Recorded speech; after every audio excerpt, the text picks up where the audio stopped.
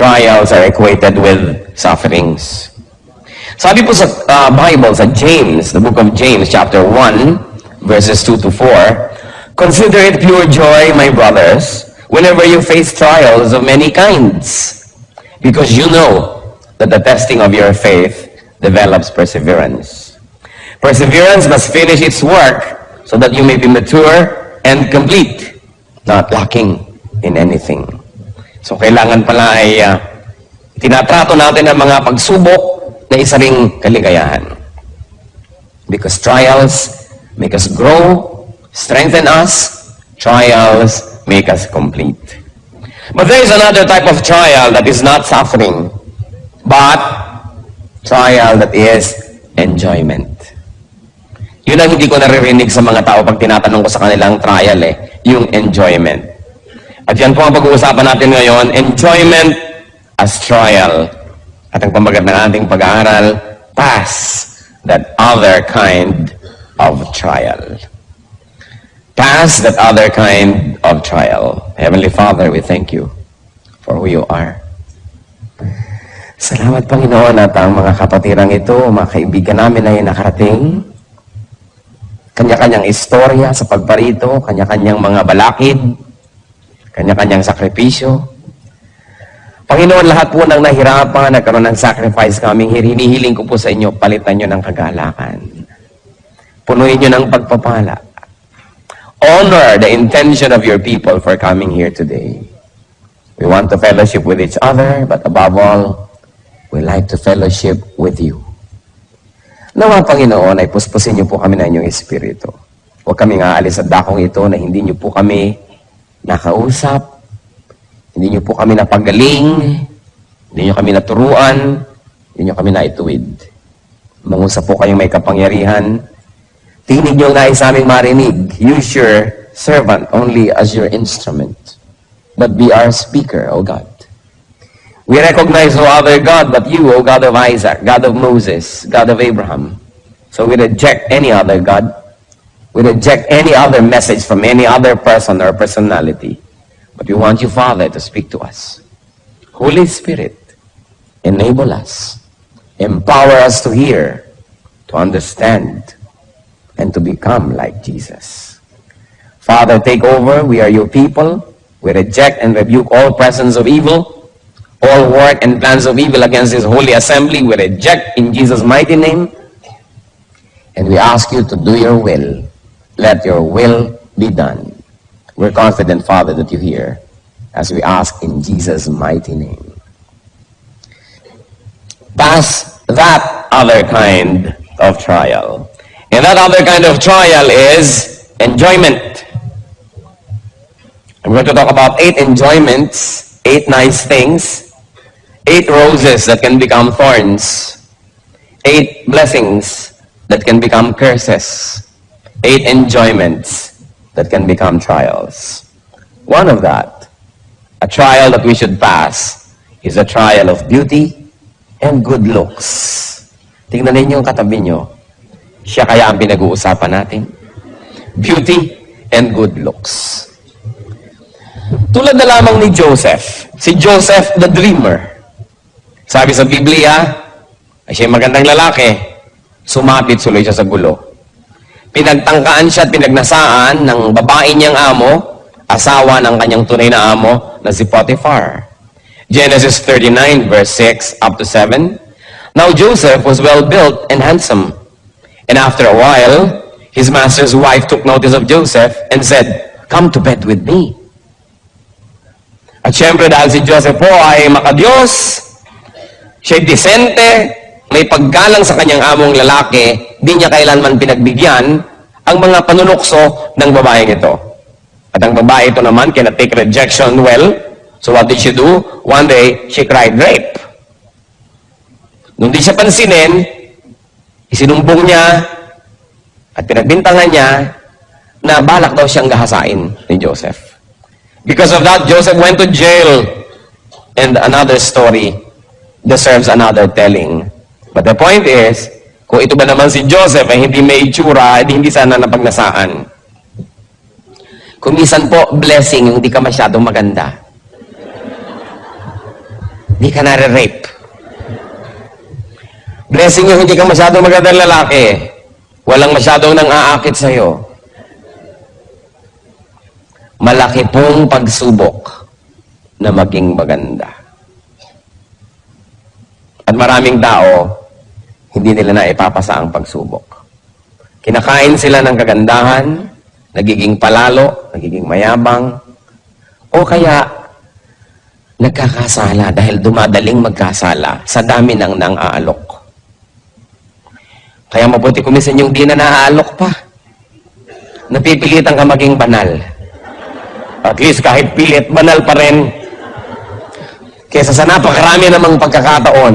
Alam niyo yung magaganda, maraming choices eh. At kumisan yung choices, parang sumpa. Habang dumadami, mas nakakalito. Kaya yung mga temptress, mga tempter, usually magaganda rin ang itsura. Dahil hindi ka naman maaakit kundi sila maganda. Kaya ang sabi ng Romans 6:13, do not offer parts of your body to sin as instruments of wickedness, but rather offer yourselves to God as those who have been brought from death to life, and offer the parts of your body to Him as instruments of righteousness. Yan ang sinasabi. So, good-looking people, mag-ingat. At meron pa po akong isang ipakikiusap. Good-looking people, be kind to others. Huwag na kayong sobra pang magpaganda at mangakit. Maawa naman kayo sa magnanasa sa inyo. Tapos di nyo naman pagbibigyan. Di ba't kawawa? Lalo mga kababaihan na sobrang kakakit-akit ang mga itsura. Tapos ang dami nyong pinahirapan ng loob. Lahat ng makakita sa inyo ay kulang-kulang na lang mawala sa sarili. Mga driver na halos bumangga. Kawawa naman. Mga magaganda, mahabag kayo sa magagandahan sa inyo. Kaya kung minsan may wisdom yung mga Arabo, sinusuklo ba ng tunote na ladang tela?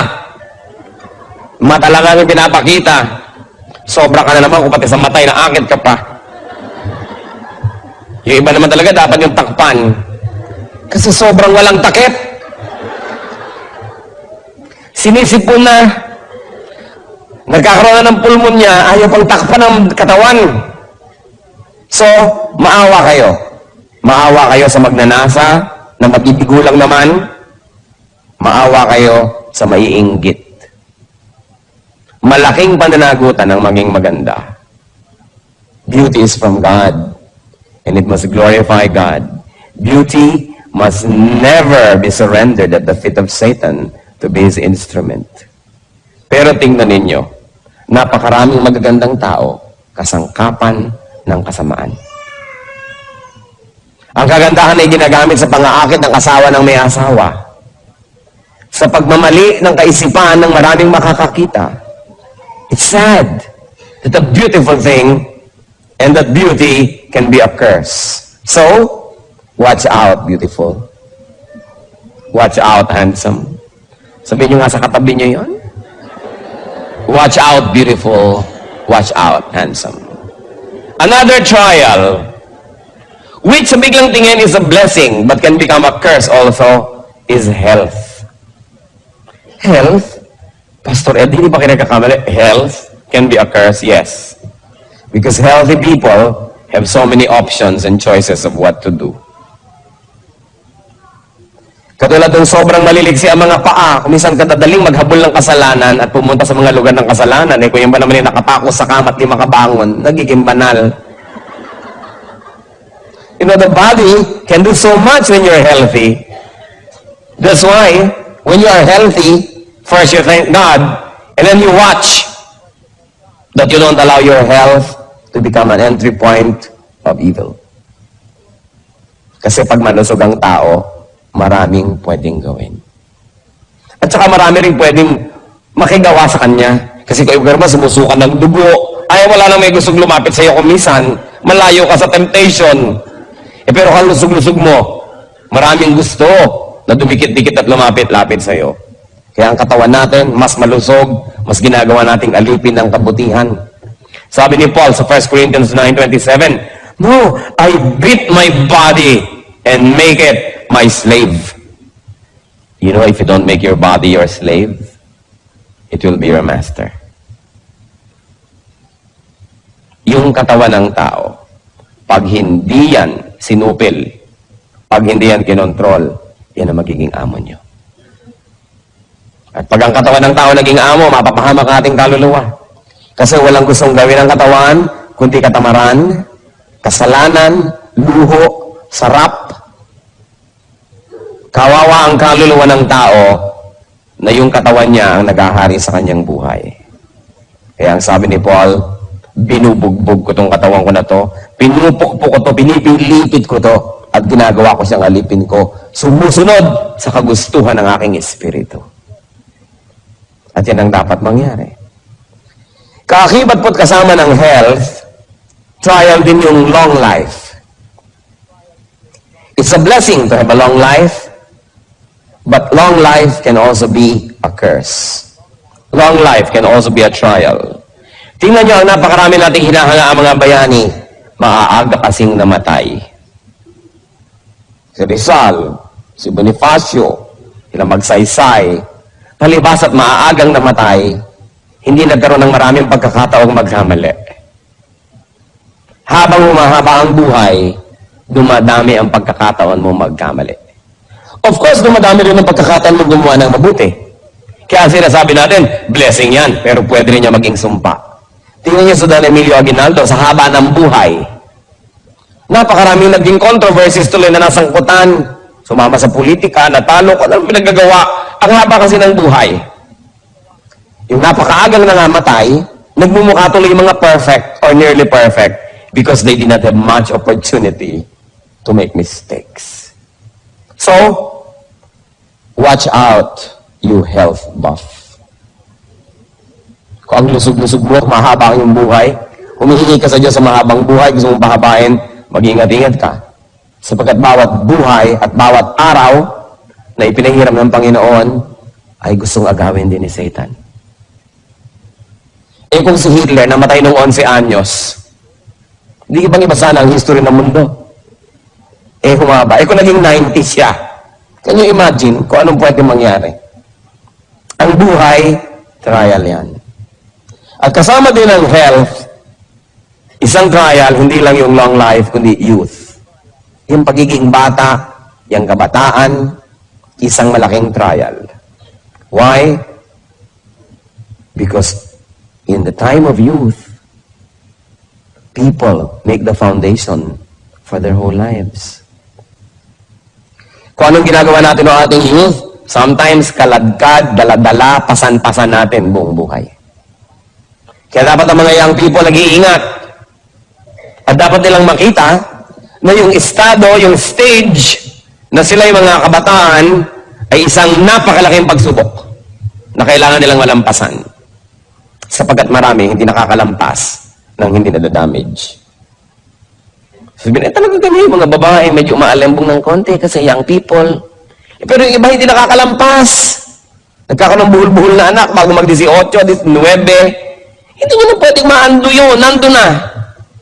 Permanent fixture of your life. Yung mga lalaki na nagkakaroon ng anak kung kani-kanino na hindi naman nila asawa, nobya lang, yan ba hindi pwedeng bumalik na walang bayad? Kahit nagtagumpay kang tumakbot, tumakas. Yung mga nag-drugs ang nag-drugs, natunaw ng natunaw yung brain cells, maibabalik ba yun? Hindi. Kaya nakikita nyo kasi mga nagdadrugs sa katunganga, humal-humal, dahil na-damage. Many people say, mga teenagers, only a passing stage, hayaan nyo na, ang higpit nyo naman, lalampas din yan dyan. Marami pong hindi nakakalampas. Makalampas man ay damaged. At yung iba na, makakamatayan pa, hindi na tumanda dahil sa sobrang mga adventure ng kanilang pagiging bata. So, to have long life, and to have youth, or to be young, these are also trials. Kaya sabi ng pinakamatalinong tao naglakad sa balat ng lupa, si Solomon, sabi niya sa Ecclesiastes 11, verse 9, Be happy, young man, while you are young, and let your heart give you joy in the days of your youth. Follow the ways of your heart, and whatever your eyes see. But, know that for all these things, God will bring you to judgment. Sige, sundin mong gusto mo, gawin mong gusto mo. Total lang lusog-lusog mo, wala ka pang mga sakit sa bato, wala ka pang gallstone, wala ka pang mga renal stone, wala ka pang kung ano-anong stones, wala ka pang rheuma, wala ka pang mga kung ano-anong sakit ng tuhod at kasukasuan. Kaya akala mo, yung iyo ang buhay, sige, yun mo. Kaya lang, sabi niya ganun, kung mo kakalimutan, may araw ng pagtutuos. Babayaran ang dapat bayaran, pananagutan ang dapat panagutan. Kaya yung mga iba kabata-bata pa lang, 40, 50, nanginginig-ginig na. Paano na young person? Walang ginawa ko din pagkatapos ng basketball, palgigo. Ayaw maniwala sa pasma. Pag nanginginig na, ay totoo pala. Sabi kasi ng doktor, walang pasma. Alam nyo, marami pang hindi alam ang medisina. Pero yung mga matatanda na nag-observe ng buhay, naturuan ng matatandang nag-observe before them, marami silang alam na dapat natin pakinggan. Science, medicine, they're all dynamic. Kasi yung sinasabi ngayon, biglang bukas, ay mali pala, hindi na pala ganun, papalitan na natin. E paano kung damage ka na dahil pinaniwalaan mo mali? Kailangan pinapahalagahan natin ang payo ng matatanda. Sapagkat sila itong mahaba ang karanasan. There's nothing like experience. Kaya mga kabataan, dapat makikinig. Watch out, young ones. Kasi, trial ang stage na yan na kayo mga bata. May isa pang trial na sa biglang tingin blessing. Work, business, livelihood. Itong mga bagay po na ito, trabaho, negosyo, hanap buhay, isang malaking pagsubok. Marami mga tao, pag walang trabaho, lagi nasa church. Ang banal, dasal lang dasal. Pastor, pag-pray nyo naman po magkatrabaho ako. Nung nagkaroon, di mo na makita anino. Nalayo dahil natupad ang mga iniiniti. Sobrang naging busy. Nawala. So sila, malapit lang sa church, naglilingkod lang sa Diyos, habang walang ibang magawa. Pero oras nagkaroon na, wala na sila. Nagiging sumpa ang dapat sana ay pagpapala na trabaho o negosyo. Sa Biblia po, ang Panginoong Diyos ay nirepresent ng isang hari sa isang istorya. Naghain siya ng napakaraming pagkain, ipinatawag ang mga tao. Of course, this is parallel to salvation. Gusto ni Lord pa-save ang mga tao, papakainin niya ng food for the soul and for the spirit. Pero ang daming tumanggi. Matthew 22, verses 2 to 5, actually verse 2, and you can go on reading on your own up to 5. Sabi, but they paid no attention and went off. One to his field, another to his business. Hindi nila pinakinggan ang imbitasyon. Busy kasi sila eh. It's a blessing to be busy. But it can also be a curse. Especially when you are too busy for God and for God's work. So watch out, you workhorse. Yung sobra kayo magtrabaho, wala nang lugar ang Diyos, sarili na lang, income, hanap buhay, climbing up the corporate ladder, this dog-eat-dog thing, watch out. There's another area of trial, and that is wealth. Ang kayamanan, napakalaking pagsubok. Malaking pagsubok ang maging mahirap. Pero napakalaki rin pagsubok ang maging mayaman. At kung sa akin ay papipiliin, mas mahirap dalhin ang pagsubok ng pagiging mayaman kaysa ng pagiging mahirap. Because it's terrible when you can afford your vices. It's terrible when you can afford to follow your appetites. It's terrible when you can afford to finance bad taste. It's terrible. So what you do with what you have is under scrutiny. What you do with what God gives you will be under judgment. Meron kaya tayong wealth, whatever it is, that we love more than God? What do you love above your wealth is watched in heaven. Hindi masama maging mayaman. Gusto naman Lord, maging prosperous tayo lahat eh. Pero oras na inuna mo na yung kayamanan kaysa sa Diyos, oras na siya ang iyong Diyos, kawawa ka naman. Kasi dinagdagan mo ang Diyos ng iyong buhay. Yung mga sumasamba sa salapi, kawawa. Sa halip na kanilang gamitin ang salapi at sila ang naglilingkod sa salapi. Sukdo lang sirain nilang kanilang mga relasyon sa kapwa, Siraan nila ang kanilang puri, reputasyon, kabanalan, magkapera lang. Then they become slaves. Luke 18:22-24. When Jesus heard this, He said to him, ito yung isang mayamang lalaking sabi, gusto ko pong sumama sa inyo, gusto ko maglingkod, blah, blah, blah. You still lack one thing. Sell everything you have and give to the poor, and you will have treasure in heaven. Then come, follow me. Kasi gustong sumunod sa kanya nitong mayamang lalaking ito eh.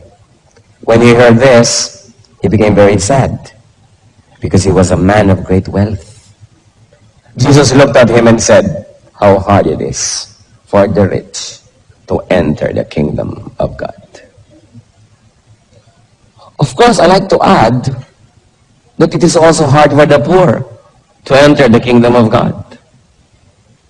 Hindi nadadaan sa mayaman o mahirap yan. Kaya lang mas madaling malito, mas madaling malasing yung may kayamanan kaysa dun sa wala. Kaya nakita nyo, dasal ng dasal yung tao. Siguro walang pera. Pag walang pera tao, dasal ng dasal eh. Subukan nyo pag marami ng pera, kung madadasalin pa. Doon, nagkakaroon ng pagsubok. Dasal ng dasal, siguro may sakit. Dahil bihira naman taong malusog, ang paladasal. Dasal ng dasal. Siguro nanganganib ang buhay. Kasi bihirang taong secure ang naaalala magdasal. Dasal ng dasal si Mrs. Naku, siguro may ginagawang milagro si Mr. Dahil bihira namang Mrs. na masayang-masaya sa kanyang Mr. ang madadasalin. Karamihan ng mga madadasalin, wala na kasing mapuntahan, pumupunta na tuloy sa Diyos. Kaya kung minsan, nagiging pagpapala ang problema. Kasi lumalapit tayo sa Diyos.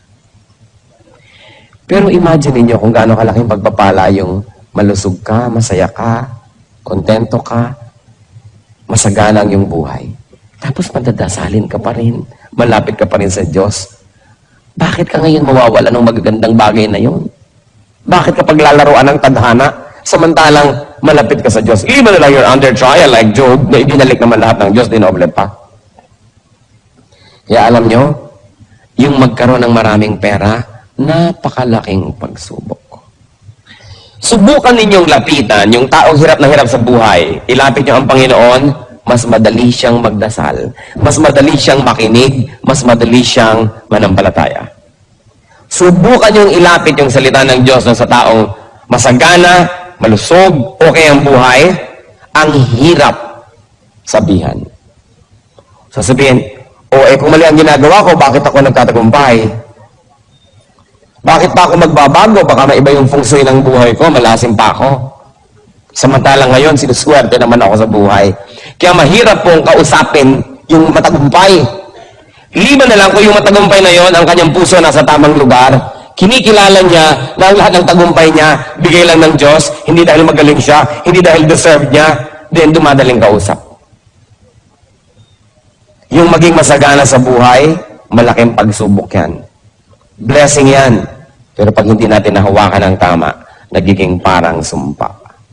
Wealth also brings so much worry. Sa bagay, nakaka-worry rin naman yung poverty.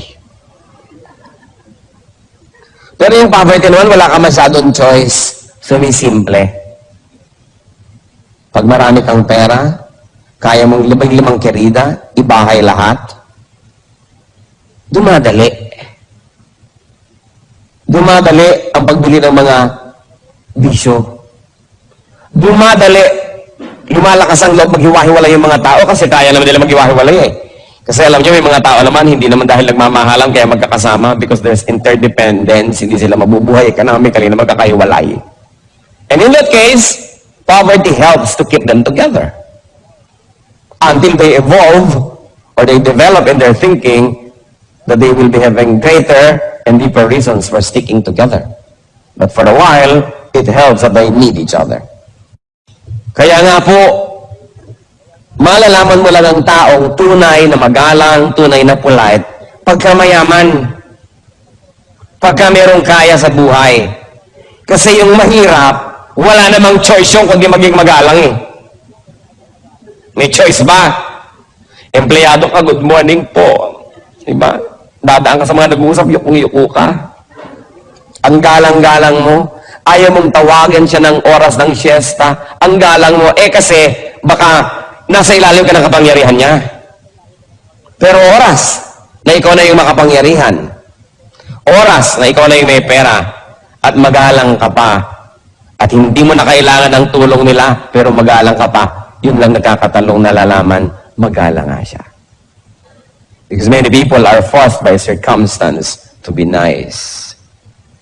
But when you don't need people, when you are independent economically, in fact, when they are dependent on you and you're still nice, then that's your true character. Kaya po yung magkapera, magkaroon ng kapangyarihan, napakalaking pagsubok at konti lang ang pumapasa. Kasi kadalasan, pag mataas na yung ranggo mo, wala nang sisita sa'yo, kawala na ng pinagkagagawa mo. Kasi wala nang sisita sa'yo. Kaya marapat ibalik ka ulit sa mababang ranggo para ka tuminok. It is a great trial to have power. It's a great trial to have wealth. Because you can do what you want.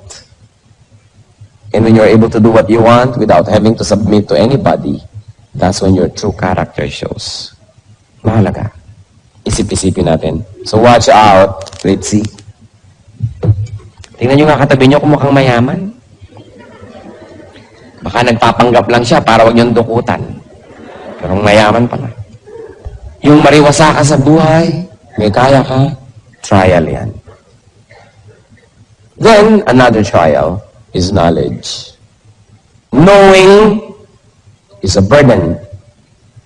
Knowing more is a heavier burden. Kaya sabi ni Solomon, sa Ecclesiastes 1:13-14, I devoted myself to study and to explore by wisdom all that is done under heaven. What a heavy burden God has laid on men. I have seen all things that are done under the sun. All of them are meaningless, a chasing after the wind. And in other parts of Ecclesiastes, Solomon says, the more you know, the lonelier you get. Mas dumadami ang alam, mas lumulungkot ang buhay. Subukan nyo na malaman ang lahat ng sinasabi ng kapwa nyo tungkol sa inyo behind your back. Lulungkot kayo. Mabuti pang di mo na alam. Subukan nyo malaman ng maraming bagay na mabawasan ng kaligayahan. So the more knowledge, the more trials.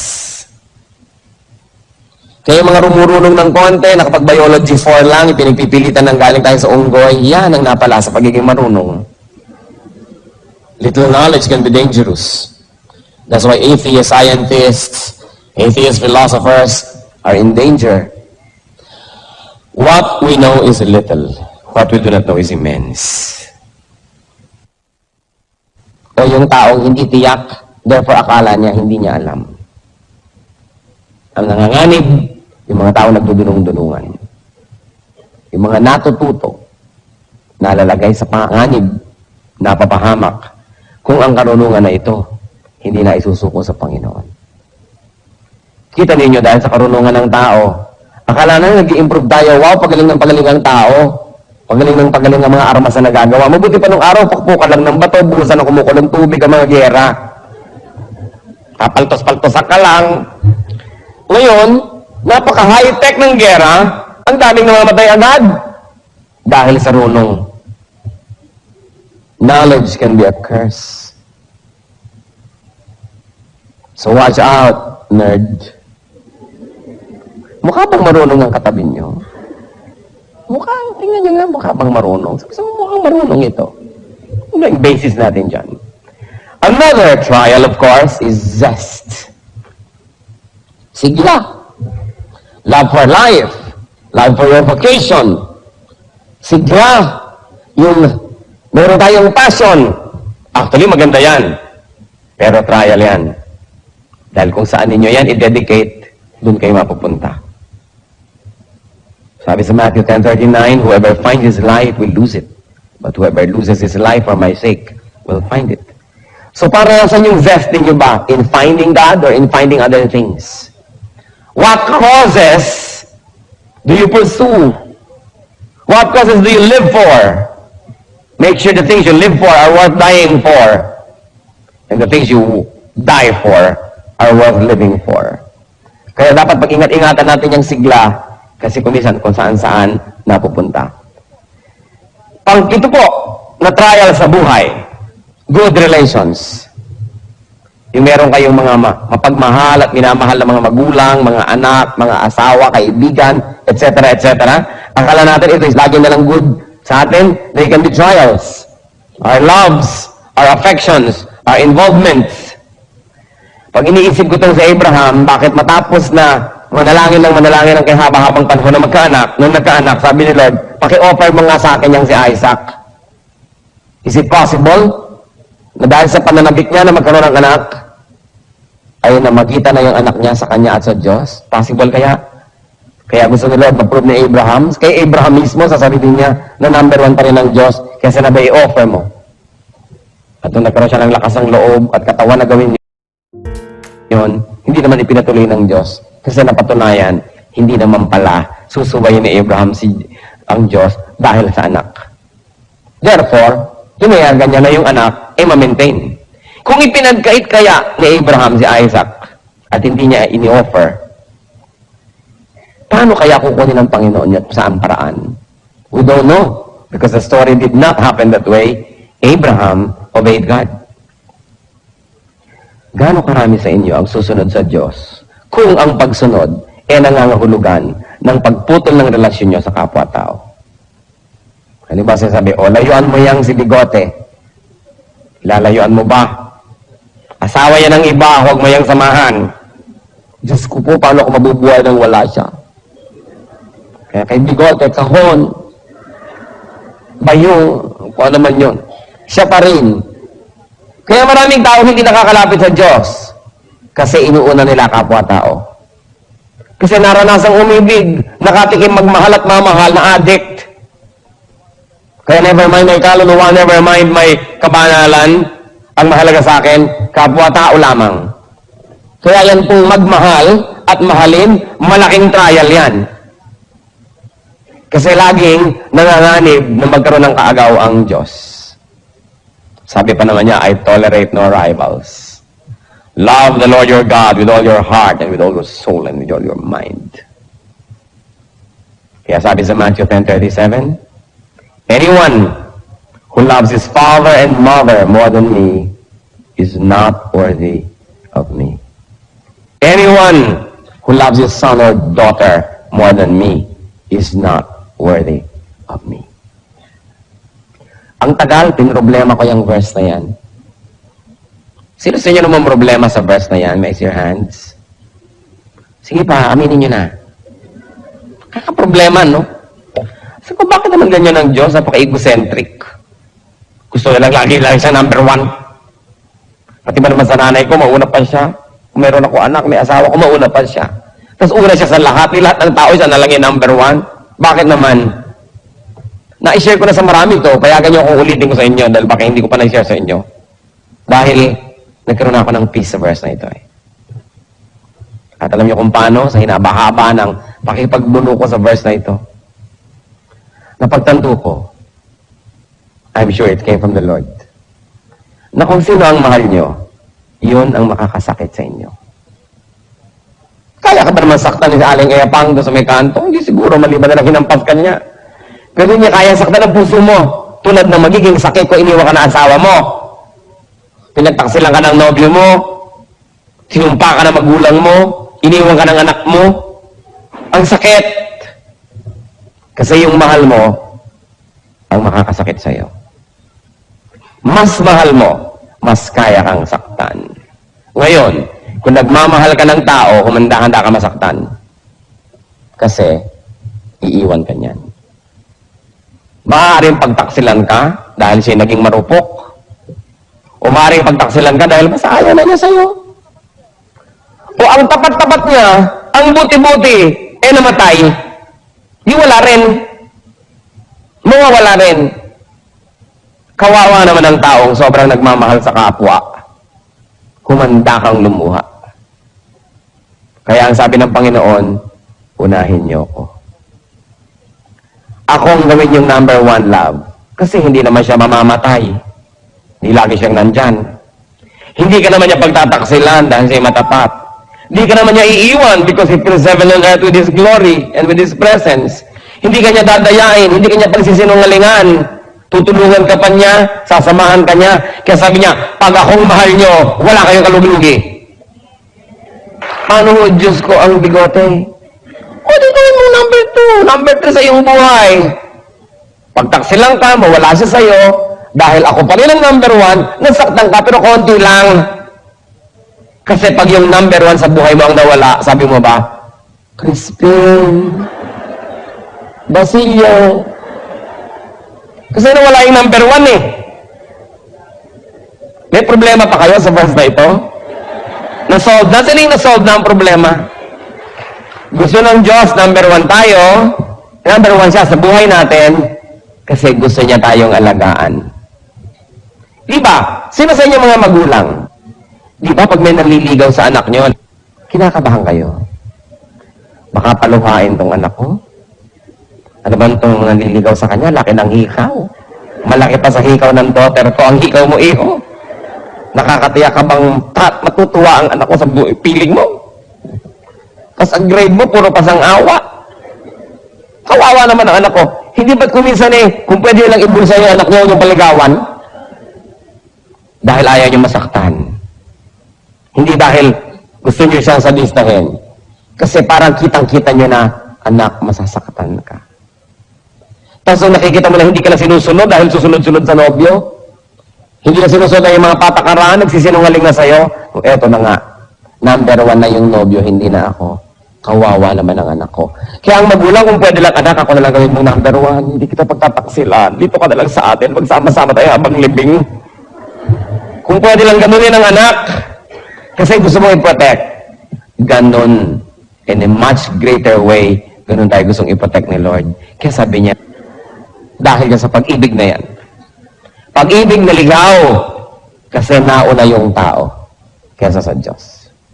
Sinong magpapakamatay kung nawalan ka ng mahal sa buhay pero number 1 mo ang Diyos? Hindi. Kaya mga nagpapakamatay dahil sa pag-ibig, alam mo, ay, nakakalungkot mang isipin, natabunan ng Diyos, nagmahal ng kapwa, ng lubos-lubos. Lampas sa kalooban at disenyo ng Diyos, napahamak tuloy. Pang-8, sana bala ko mga 100 pero tama na siguro yung 8, no? Pang-8 na trial, accomplishments. Akala nyo trial ang kabiguan? Mas malaking trial ang tagumpay. Accomplishments.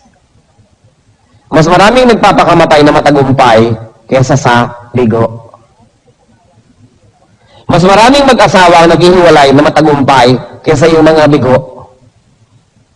Kasi kung minsan, ang wattage mo 10, hindi mo kaya ang 50 volts. Kasi hanggang 10 watts ka lang. Tapos dumating yung 3,000 volts, pundi ka. Kaya maraming tao pag nagtatagumpay na pupundi. Dahil malaking trial yung accomplishment. It be physical, mental, social, or spiritual success. Fame and glory can be terrible trials. Kaya akala mo ang galing-galing mo, kayang-kaya ko na to, yun ang pinakamapanganib. Sapagkat di ka na nag-iingat. Sobra ka ng overconfident. Dahil nga sa iyong accomplishments. Kaya sabi sa 1 Corinthians 10:12, so, if you think you are standing firm, be careful that you don't fall. Sapagkat halos lahat ng natumba ng di nila inaasahan na mangyayari yun. Sapagkat sobra na silang naging confident. Accomplishments can make a man proud, or vain, or careless. That's why accomplishments can be dangerous. Watch out, achiever. Kailangan tayong mag-ingat na lahat. So look at everything from both sides. Trials can be blessings. Blessings can be trials. Do not watch out only for the conventional trials, but consider that other kind of trial. nice things, beautiful things. Kung hindi kayo masisira ni Satan sa pangit, sisirain kayo sa maganda. Kung hindi niya kayo masisira sa kabiguan, susubukan niya kayong sirain sa tagumpay. Kung hindi niyo kayo masira sa pagiging mag-isa, sisirain niyo kayo sa pagkakaroon ng kasama. Kung hindi niya kayo masira sa pagiging mababa, susubukan niya kayong sirain sa pagiging mataas. Anong sabi sa Bible? Be sober, be watchful. The devil is like a roaring lion seeking someone to devour. So what can I say to you, brothers and sisters, friends? Pass that other kind of trial. Let's bow before the Lord. At nais ko mag-isip-isip kayo, alin ba sa mga binanggit natin ang nagiging instrumento ngayon ni Satan para kayo subukan? Para kayo ligligin, guluhin. Hindi aksidenteng narito kayo ngayon. Sinadya ng Panginoon. Nahawanin ang daan na magkasama-sama tayo sapagkat may nais siyang ipaalala. Huwag nating isipin na para sa ibang mensahe. Para ito sa bawat isa. Pass that trial. Panginoon, salamat sa pagpapaalala ninyo. Pakabuti niyo sa amin. Gumagawa kayo ng mga iba't ibang paraan para kami kausapin.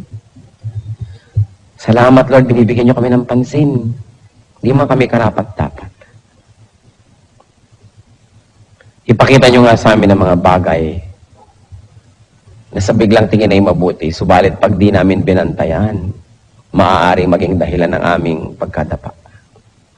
At maaaring nagiging dahilan na ang ilan.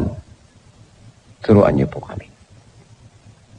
Nais kong manalangin para sa ilang tao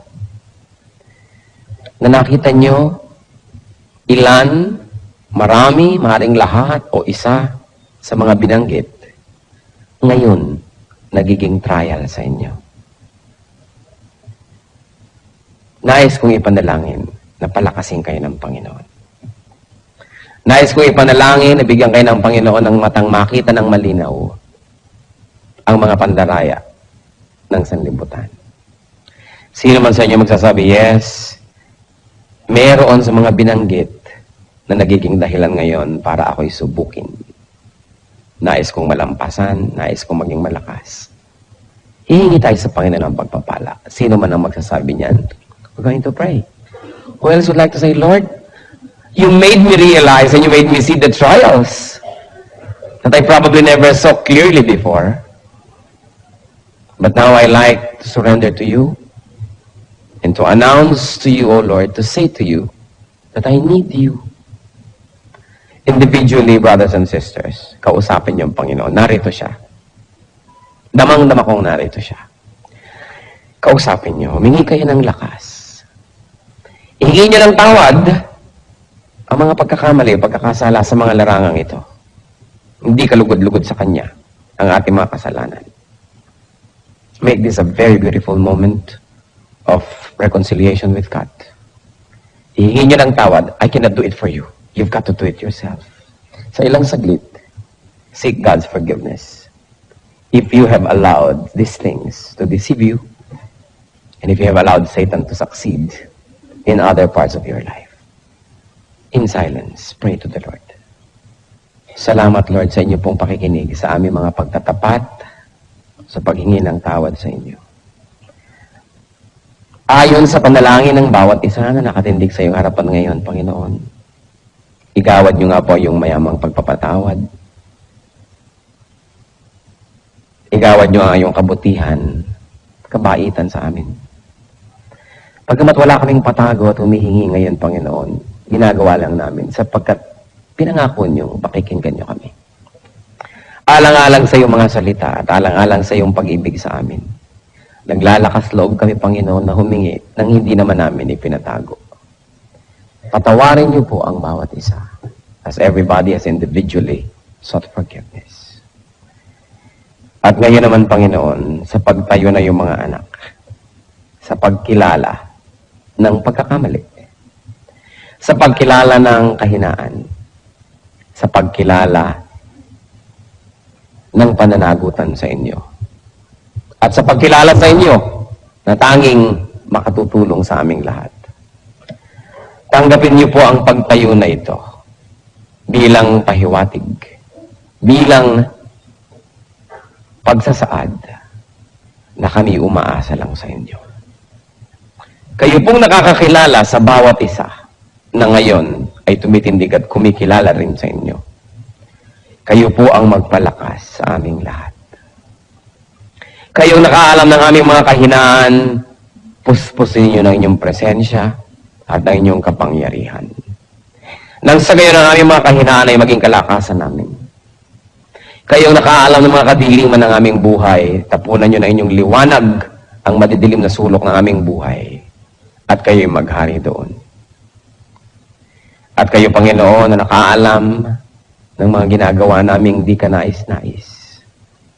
Sa inyong pagpapatawad, humihingi naman kami ng kalakasan. At ang mga ito ay matalikuran, maputol sa aming buhay. At nawa, Panginoon, ang lahat ng mga espasyo sa buhay namin na ngayon ay pinagtatanggalan namin ng mga bagay na ito, palitan niyo po ng inyong presensya. Palitan niyo po ng inyong kapayapaan. Palitan niyo ng inyong kalakasan.